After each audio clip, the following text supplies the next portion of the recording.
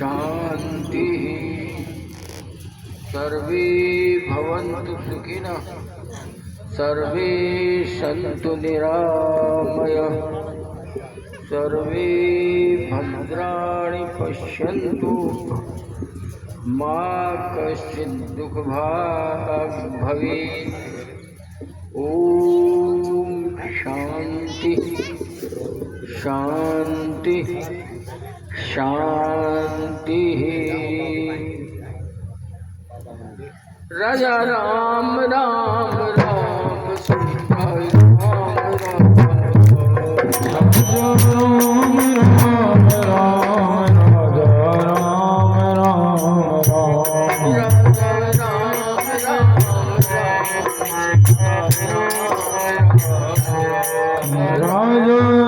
राम राम राम, राजा राम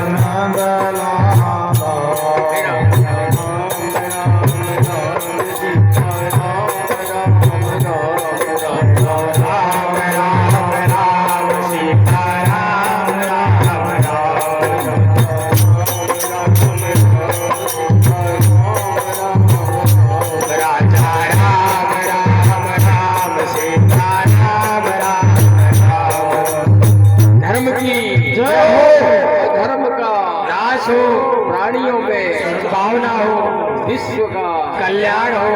गौ माता की जय हो, गौ माता की जय हो। हर हर महादेव।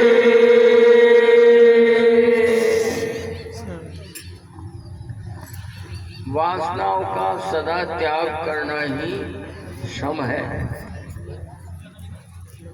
बाह्य वृत्तियों को रोकना ही धर्म है।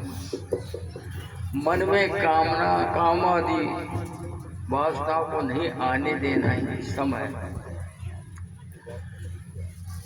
मन के विपरीत करना ठीक है, विपरीतता को सहन करना चाहिए। मानव का हृदय पत्थर का नहीं है, जिसमें कोई भाव ही नहीं। जब मनुष्य को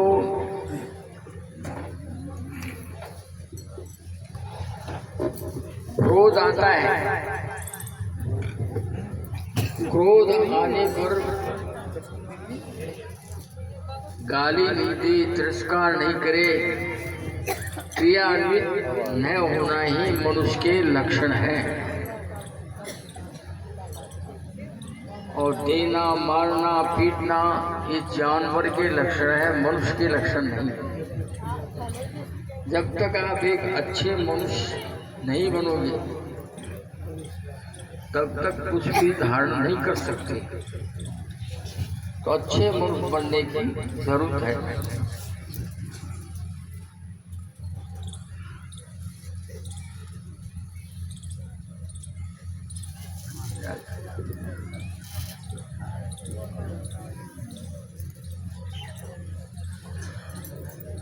शंकराचार्य जी महाराज ने सर्वदर्शन में लिखा है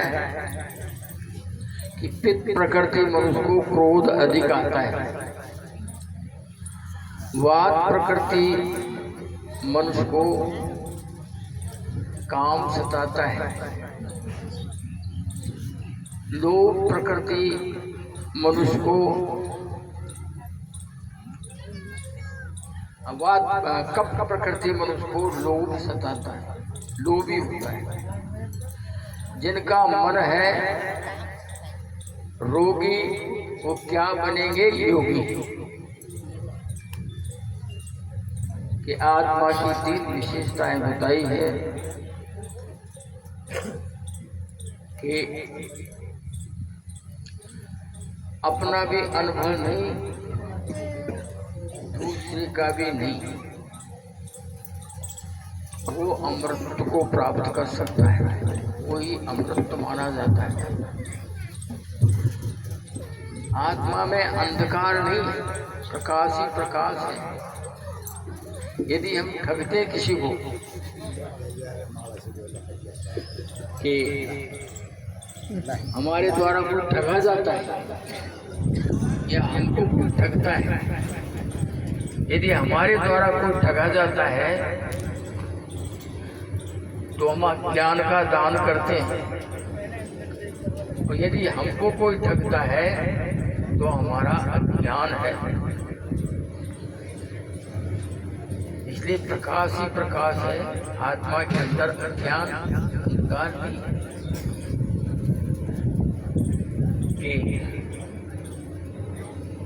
वो अमर तत्व है जो न किसी को मारता है न मारा जाता है, मारता भी नहीं है, मारा जाता भी नहीं, मृत्युदाता भी नहीं है, दूसरे से अमृत को ही प्राप्त करता है। ऐसा परमात्मा है कि वो रस है जो कभी फीका नहीं होता है। वो शब्द रस स्पर्श गंध है इससे कभी उठता नहीं। वो स्वर है जो कभी बेसुरा नहीं होता है। हम वासनाओं के वशवर्ती होकर के भगदौड़ मचा रखी है हमने, क्योंकि हमारे अंदर अभाव दिखाई देता है। अपने अंदर स्थित ईश्वर का तिरस्कार कर रहे हैं। हमारे अंदर अभाव दिखाई दे रहा है। जैसे सारे ही घड़े हैं, कोई बड़ा है, छोटा है, टेढ़ा है, सीधा है, सब मिट्टी की अभिव्यक्ति है। तो ये सारा संसार ईश्वर की ही अभिव्यक्ति है। ईश्वर को मानना, ईश्वर को पहचानना आवश्यक कर्तव्य है। हम बाहर का सुख सौंदर्य देख करके भगदौड़ हमने मचा रखी, भगदौड़ मचा रखी, क्योंकि हमारे अंदर अभाव की भ्रांति की प्रतीति का बोध है। ये वासनाओं का त्याग करना चाहिए आनंद के लिए, सत्ता के लिए, परमात्मा के लिए। वासनाओं का त्याग करना, सच्चिदानंद की प्राप्ति के लिए अन्य का त्याग करना पड़ेगा। जब तक अन्य का त्याग नहीं होगा ठीक नहीं होगा। उड़िया बाबा एक पद गाया करते थे, इसका अर्थ है वासना विसार दे, वासना विसार दे, यही सबसे बड़ा पाप है। वासना क्या है? अपने ज्ञान के अंदर जिसकी गंध बन जाती है वही वासना है। बहुत दिनों पहले ज्ञान वैराग्य प्रकाश नाम की एक छोटी पुस्तक पढ़ी थी। उसमें एक दृष्टांत दिया है कि वासनाओं का कैसे नाश किया जाता है। कोई संत भिक्षावृत्ति करने के लिए जाया करते थे, भिक्षा करके आते और भिक्षावृत्ति से अपना जीवन निर्वाह करते। किसी माई ने कड़ी भात खिला दिया। कड़ी भात खाने के बाद कड़ी बड़ी स्वादिष्ट लगी महाराज को, तो हर समय जब भोजन करने के बैठे तो वो कड़ी याद आ जाए, उसका स्वाद अच्छा आ जाए। वो माई का कड़ी भात बहुत सुंदर, बड़े अच्छे, उस स्वाद को भूले ही नहीं। महात्मा बड़ा दुखी हुआ, 1 साल तक कड़ी भात ने परेशान किया। साल भर में महात्मा माई के पास में गया, भैया हम तुम्हारे कड़ी भात खाने के लिए आए हैं कि महाराज अहो भाग्य हमारा, आप पधारे। आज तो कड़ी भात बनी नहीं है, कल मैं बनाऊंगी कि भैया मेरे साथ में 2-4 आदर्श महात्मा आएंगे, अधिक बना कि ठीक है महाराज। और एक कमरे में रखे चिटकने लगा दिया। भैया ने कड़ी भात बना करके कमरे में रख दिया। महात्मा आए, उस भोजन के कमरे के अंदर चिटकनी खोली, अंदर घुसे, अंदर की चिटकनी लगा दी। अपने मन से कहता है ये कड़ी भात अब तुझे खाना ही पड़ेगा, क्योंकि 1 साल तक दुख दिया है। तो कड़ी भात खाने लगे तो खाते खाते पेट भर गया, उल्टी होने लगी, फिर बार बार खाएं और फिर उल्टी हो जाए, फिर खाएं, फिर उल्टी हो जाए, और उल्टी होते होते मन मचला गया, अब खाने की इच्छा नहीं रही। कड़ी को देखते उल्टी होने लगी। तो इस संसार का घास को खाते खाते जब तक हमारा मन नहीं मचलाएगा तब तक संसार से वैराग नहीं होगा, और वैराग के बिना न भक्ति टिकेगी, न कर्मयोग टिकेगा, न ज्ञान टिकेगा। इसलिए वासना विसार दे यही सबसे बड़ा पाप।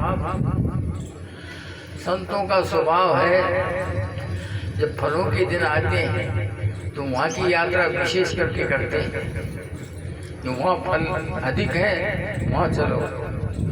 कोई महात्मा उत्तरांचल में गंगा के किनारे किनारे जा रहा था, कोई स्थान पर महात्मा आधा गंगा जी में लेट रहा था और आधा बाहर था, उसके मुंह पर मक्खी भिनभिना रही थी। फल खाने की इच्छा वाले महात्मा ने कहा, अरे कि मुंह पे मक्खी भिनभिनाने को तो उड़ा ले, कि बस चिंता मत करो, मेरी चिंता मत करो, आपकी चिंता करो, मेरे तो बाहर मक्खियाँ हैं, मैं उड़ा लूँगा इनको, किंतु आपके अंदर तो फल खाने की मक्खियाँ भिनभिना रही हैं, उनको उड़ा लो। कहने का तात्पर्य है जितनी वासना कम होगी उतनी अधिक शांति मिलेगी, जितनी वासना कम होगी उतनी अधिक शांति मिलेगी। बहुत धन बढ़ने से, उच्च पद प्राप्त करने से, उच्च शिक्षा प्राप्त करने से मन में सुधार नहीं आता। सन 67 में अखबार में आया था कि अमेरिका में कोई स्त्री 35,000 का कोट पहने हुई थी और 20 रुपए की चोरी करती हुई पकड़ी गई। बड़े बड़े सेठ लोग 2-2 आने 4-4 आने में रिक्शे वालों से झगड़ा करते हुए देखते हैं। ये स्थिति बनी हुई है। तो वासनाओं का त्यागने का उपाय है मनोमनिष्ठता बुद्धि, समोमनिष्ठता बुद्धि। यदि मन को भगवान में लगाओ, संसार की विषय वासनाओं को अधिक महत्व मत दो। ये 2 उपाय, दुख का सृजन न ईश्वर करता है, न माया करती है, न प्रकृति करती है।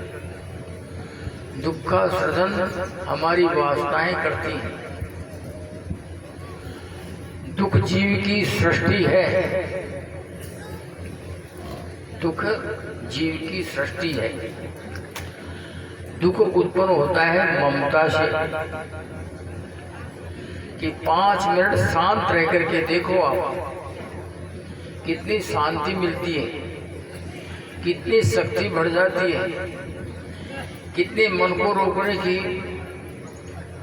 निरोध शक्ति बढ़ जाती है, विवेक जागृत हो जाता है। आप 5 मिनट शांत रह करके देखो, किंतु 1 मिनट भी शांत नहीं रहते। कहते तो हैं बैठे हैं, हम कुछ नहीं करते, किंतु करते अंदर मशीन चल रही है। अंदर का मशीन चलती रहती है, तब तक हम शांत नहीं रह सकते। बाहर क्रिया होती रहती है, बाहर क्रिया को तो रोक लेते हैं, किंतु सूक्ष्म मशीन के विचारों को नहीं रोक सकते, रोकने का प्रयत्न भी नहीं करते। फिर क्या कि कोई सज्जन ने कहा कि महाराज मुझे ऐसा तो क्रोध नहीं आता है, किंतु मुझे कोई अन्याय करता है जब क्रोध आता है। अन्याय करता है जब क्रोध आता है कि भाई क्रोध का बीज तो तुम्हारे अंदर ही है। बिना कारण तो किसी को क्रोध आता नहीं, कोई कारण से तो क्रोध आता है। तुम साधक हो, तुम में सही सोचता नहीं होगी तो किसमें सही सोचता आएगी? तो ये ठीक नहीं है कि ऐसा होना ठीक है, ऐसा होना ठीक नहीं, ऐसा होना ठीक नहीं। ये अशांति का केंद्र है। इसलिए कैसा हो रहा है, इसमें उलझना ही अशांति का घर है। कुटिया बाबा के पास जाकर किसी सज्जन ने कहा कि महाराज वैराग्य तो है नहीं, वैराग्य नहीं है तो शांति भी नहीं मिलती। बाबा ने कहा वैराग्य क्या ईश्वर करेगा? वैराग करना, धर्म का आचरण करना, इंद्रियों का संयम करना जीव का धर्म है, जीव का धर्म है।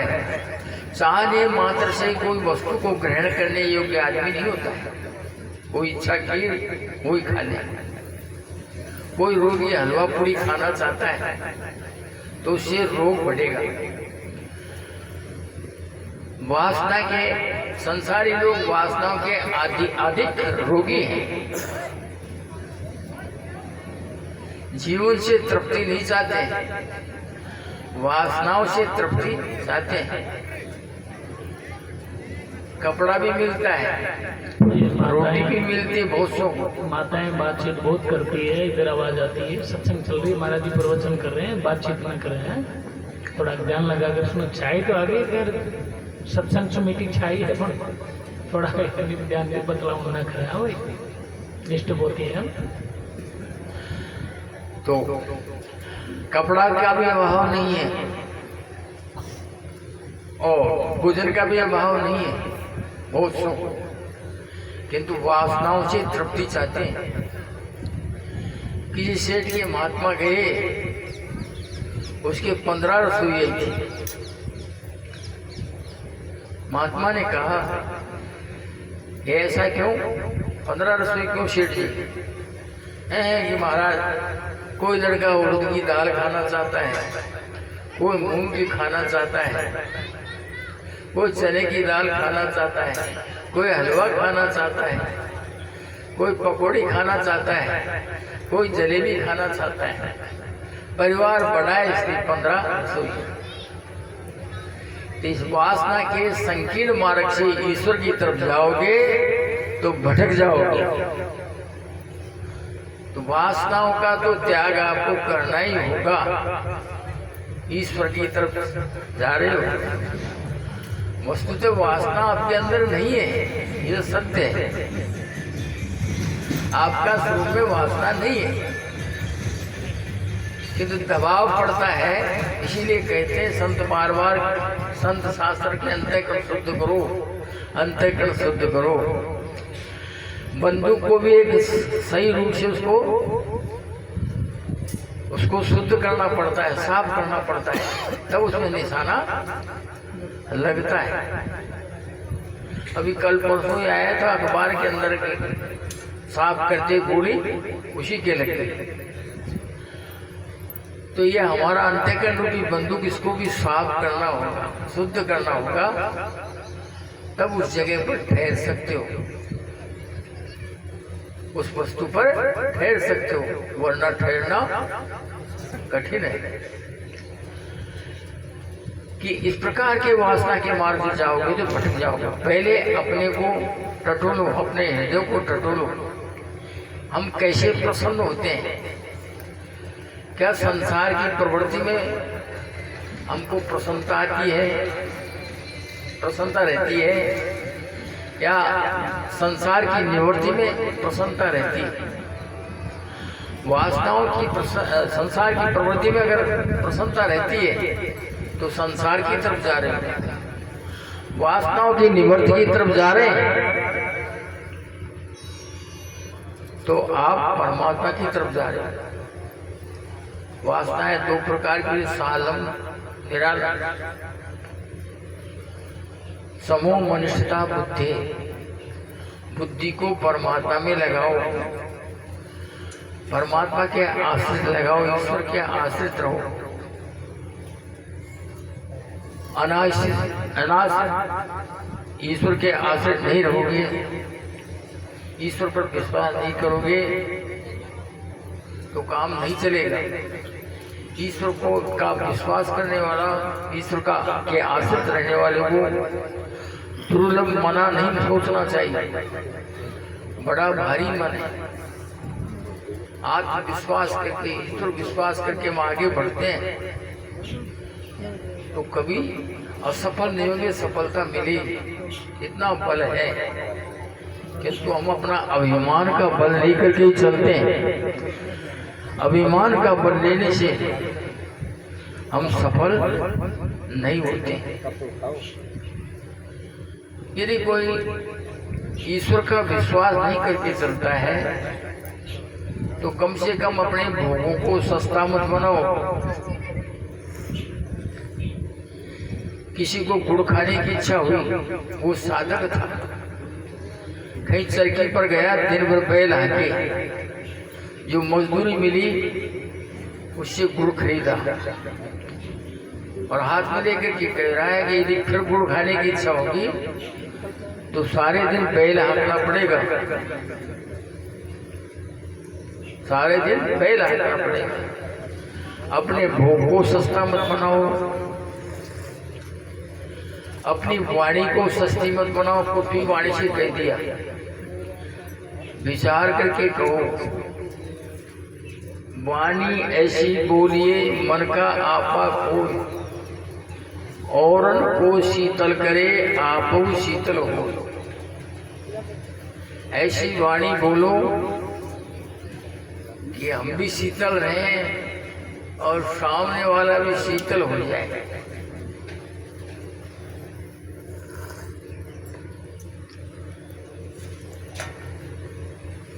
और मूर्ख तो उछलेगा, वो तो सुनना ही नहीं चाहता है। कि विचार वाणी के आदमी के लिए वाणी को सस्ती मत बनाओ, संग्रह को सस्ता मत बनाओ। कुछ भी कूड़ा करकट ला करके घर में भर दिया, आवश्यकता अनुसार ही वस्तु को रखो, बाकी वस्तु का त्याग कर दो, दान कर दो। घर में बड़ी बड़ी वस्तु खराब हो जाए तो दूसरों को मांग, भूखा मारने का ही तो काम किया हमने। इस धन को ला करके जमीन में गाड़ दिया तो दूसरों को भूखा ही तो मार रहे हैं हम। हम मनुष्य जैसे काम कहाँ कर रहे हैं? कर्म को सस्ता मत मानो। कर्म ऐसा करो करने योग, जिसको कर्मयोग है। अपने कर्तव्य का पालन करना ही कर्मयोग है, और कर्तव्य का पालन नहीं करना ही सकाम कर्म हो जाता है। फल की चाह हो जाती है। फल की चाह के कारण मनुष्य बनता चला जाता है संसार के अंदर, खुलता नहीं। तो चार बातों को सस्ती मत बनाओ, इस बात का ध्यान रखो। फिर कहा है कि जितने हम मेहनत से खाएंगे उतना ही आनंद मिलेगा। सस्ता भोग भोगोगे तो भोग में ही त्रुटि दिखाई देगी। पहले बद्रीनारायण जी की यात्रा करने के लिए जाया करते थे। ऋषिकेश से बद्रीनाथ जी के जाने के लिए 1 महीना लगता था आने जाने में। 1 महीना आने जाने में लगता था। अब आजकल मोटर में जाते 4-5 घंटे में पहुंच जाते, 1 घंटा बढ़ के और फिर आगे। तो वो आपकी यात्रा का महत्व तो नहीं रहा। अब तो केवल घूमने की दृष्टि से जाते हैं, आध्यात्मिक दृष्टि से नहीं जाते। ब्रह्मा जी के पास में देवताओं का प्रतिनिधि, मनुष्यों का प्रतिनिधि, राक्षसों का प्रतिनिधि, ये तीनों ब्रह्मा जी के पास में गए। और ब्रह्मा जी जगत सृष्टा ब्रह्मा जी के पास में ब्रह्मलोक में पहुंच गए। और जाकर के उन्होंने कहा, हे पितामह, हमको अपना कर्तव्य का उपदेश दो। ब्रह्मा जी ने कहा, दे दे दे दे, 3 दफे बोला। और ये कहकर के उठ करके जाने लगे। ब्रह्मा जी ने कहा, ठहरो, ए में क्या समझे आप? ए में क्या समझे? तो देवताओं ने कहा, महाराज हम संसार के स्वर्ग के भोग भोगने में लगे रहते हैं। तुम दय में ये समझे कि दमन करो, इंद्रियों का दमन करो, कि आप लोग ठीक समझे। आप जा सकते हो। प्रणाम करके देवता चले गए। फिर राक्षसों का नंबर आया। राक्षसों से पूछा, भाई तुम क्या समझे? कि महाराज हमको मारना काटना, दूसरों को दुख देना, यही अच्छा लगता है। तो हम दया में ये समझे, दया करो दया करो दया करो, कि आप लोग भी ठीक समझे। प्रणाम करके राक्षस भी चले गए। मनुष्यों से पूछा, भाई तुम क्या समझे? कि पितामह हम ठीक समझ गए। क्या? कि हम संग्रह करने में लगे रहते हैं। जो लगा हमारे हाथ में घर में रखते रहते हैं, जमा करते रहते हैं, काम आए या नहीं आए। और दूसरों को भूखा मारने का ही काम करते हैं। ये भूखा मारने का ही तो काम कर रहे हैं भाइयों। हमारे सनेर की डूंगर की नदी और जा रही है। अब के भगवान की दया से 1 महीने तक वो नदी चली। 4-5 गांव मिलकर के बंदा बांध दिया कि हम ही आए, हम ही जिए। नीचे वाले चिल्ला रहे हैं कि पानी पानी छोड़ो, पानी छोड़ो। कलेक्टर आ गए, तहसीलदार आ गए, बगल में 1-2 नल निकाल दिए, झूठे सांचे देख करके छोड़ गए वो भी। तो ऊपर से सिफारिश, वहां भी अंधा ही काम है। तो देख करके चले गए कि नहीं ठीक, ऊपर जल निकल रहा है। आखिर में प्रकृति माता ने कृपा की, जोर की वर्षा हुई और खंड खंड हो गया, 20 फुट गहरा हो गया गड्ढा। बहुत बड़ी। ठाकुर जी ने कृपा की। अब विचार कर रहे गांव के, फिर भाई एक धर्म करांगा प्रेमदास बाबा का। भाई किस बात का कि हमारी विजय हो गई। काय की विजय? कि हमने पानी रोका, कोई कुछ नहीं कर सका। ये तुम्हारी गलत है ऐसा कहना। ये कहो कि हमने पाप किया है, प्रायश्चित कर रहे हैं, तो तुम्हारा पाप धुलेगा और आगे नहीं करेंगे, ये प्रतिज्ञा करो। जब तो पुण्य करने का फल है, न कोई मतलब नहीं है। गवर्नमेंट कह रही है गरीबों को आरक्षण होगा, सब में सामान्य अधिकार हो जाएगा, सब में प्रेम हो जाएगा। मोटे मोटे कहते नहीं हम मर जाएंगे, हमारा बेटा पोती मर जाएंगे, ये क्या खाएंगे? नहीं, जैसा है वैसा ही रहेगा, जैसा चल रहा है वैसा ही चल रहा है। तो क्या हम मनुष्य कहलाने के अधिकारी है? बोलो ऊंचा हाथ उठा कर देखो, को है क्या ऊंचा क्या अधिकारी मनुष्य कहलाने के? तो हम मनुष्य कहलाने के अधिकारी। और वहां जाकर के परमात्मा से बात करना चाहते हैं तो भूल है तुम्हारी। एक अच्छे मनुष्य बनो, तब जीवन में सफलता मिलेगी। बाह्य वृत्तियों का निरोध करो, बाह्य वृत्तियों का निरोध करो, दमन करो। इंद्रियों का ऐसा स्वभाव मत बनाओ जो दुख का कारण बने। पिता पुत्र के लिए धन संग्रह करके जा रहा है कि मैं अपने पुत्र को धन संग्रह करके जा रहा हूं,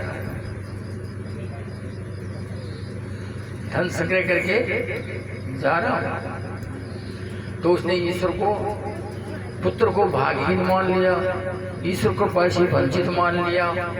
नए बच्चे का कोई प्रारंभ है, ऐसी ऐसी हमारी भावनाएं बनी हैं, तो ये उचित नहीं। टाइम हो गया शायद। धर्म की अधर्म का प्राणियों में विश्व का गौ माता की